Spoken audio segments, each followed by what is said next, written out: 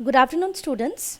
Today we are going to start with the first order kinetics, or which we also call as a first order reaction. Now, let us consider a general reaction like this: A2 product. So A is the reactant and P is the product. So if this reaction follows first order kinetics, or if it is a first order reaction, so rate is equal to, that means rate of the reaction is equal to rate constant into concentration of reactant to the power 1. Okay. Now, what is the mathematical form this particular equation represents? So it represents like y equal to mx. So here, if we are going to plot rate versus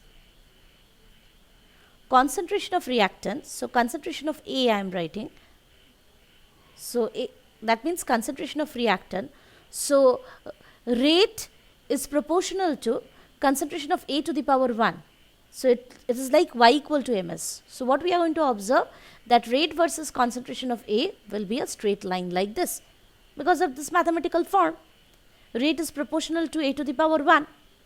But this was opposed to what we have learnt in zero order kinetics. There, rate is equal to rate constant K into concentration of A to the power 0. So there, the plot of rate versus concentration of A was a straight line parallel to the x-axis. Okay, because their rate was independent upon the concentration of the reactant. Okay. Now, so the next thing which we should consider is, here in first order reaction, the rate decreases with time. This is a very important thing. The rate decreases with time. Why the rate decreases with time? Because when we are starting the reaction, then we have full concentration of the reactant and there was no product. Now in due course of time, what is happening? The reactant is getting consumed. Okay, so the reactant concentration decreases with time. So the rate of the reaction also decreases with time. Okay, because rate of the reaction is proportional to the concentration of A. Right? Now, again let us represent the reaction like this, A to B. Now, let us suppose a time which we are representing t equal to 0. So t equal to 0 means it represents the initial condition. So let us suppose initially the concentration of A is A and the concentration of B or the product is 0. Okay, that means the reaction has not yet started, right? Or we can also represent it in the other form like this. Let us consider the initial concentration of the reactant as A naught. This is another way of representation and this is 0. Okay. Now, let us suppose a certain time t equal to t, okay, when the amount of product formed is, suppose, x. So the remaining reactant is A minus x, or we can also represent it like this. The concentration of the remaining reactant is A. We can represent it like this also, right? So either the representation is in terms of A0, x and A minus x, or the initial concentration of A is A naught and the concentration of A, remaining concentration of A after time t, it is A, right? Now, if this reaction follows first order kinetics, as we have already seen, we can write the rate expression as rate is equal to K A to the power 1. Okay. Since this is a first order reaction, again we have learnt another way to represent rate. Rate is equal to minus dA by dt, since A represents the reactant and its concentration decreases with time. This can also be written in terms of the product. It is dB by dt, and here it's a plus sign. Why? Because product concentration increases with time, right? So if we consider both this form 1 and form 2, so what we can write? Rate is equal to minus dA by dt, which is equal to plus dB by dt, which is equal to k a to the power 1. right?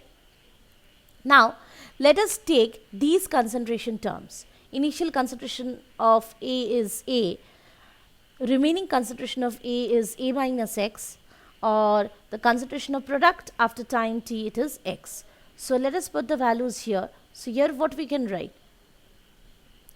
Minus dA by dt is equal to minus d. Okay. We can write this after time t, this is the concentration of A. Similarly, the concentration of B, that means the product after time t, it is equal to dx by dt, that is equal to K. What is the concentration of A? It is A minus X. So, A minus X to the power 1. Now, either we can equate minus dA minus X by dt with K A minus X to the power 1, or we can equate it with dx by dt with K A minus X to the power 1. So, let us take the second one. Okay. So, what we can write? It is dx by dt is equal to K A minus X to the power 1, right? So, what we are going to do? Dx by A minus X is equal to K dt. Now, what we want to find is the integrated rate expression or the integrated rate law.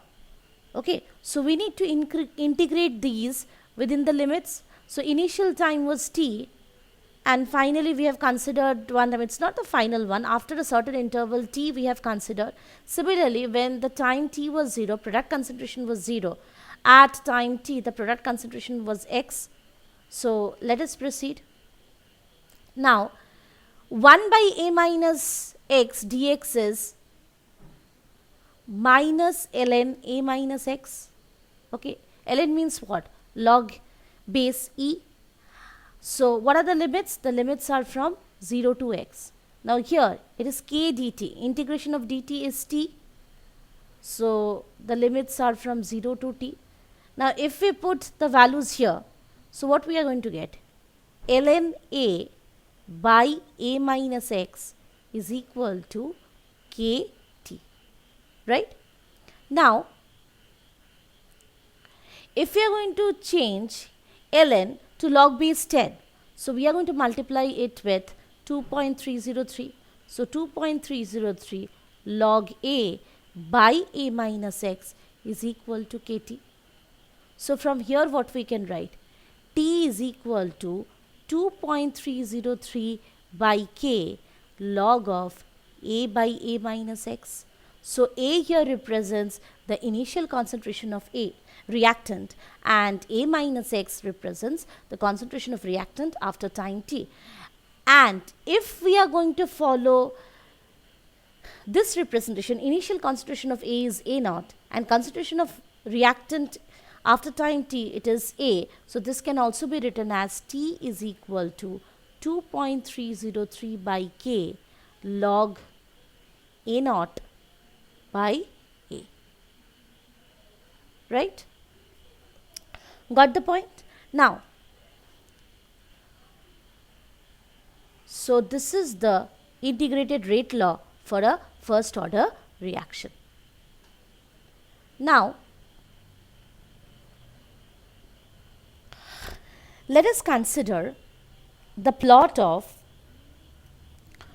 log of A, that means log of concentration of reactant versus time. Okay. So, from the very mathematical form, we can say what will be the nature? The nature of the plot will be a straight line, and it is a decreasing plot, right?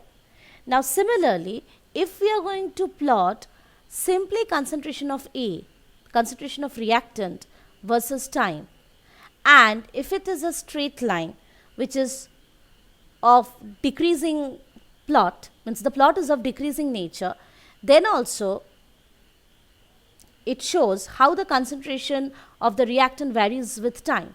But if, always remember, the plot of log A versus time, it's a straight line and it's a decreasing plot, then it represents a first order reaction.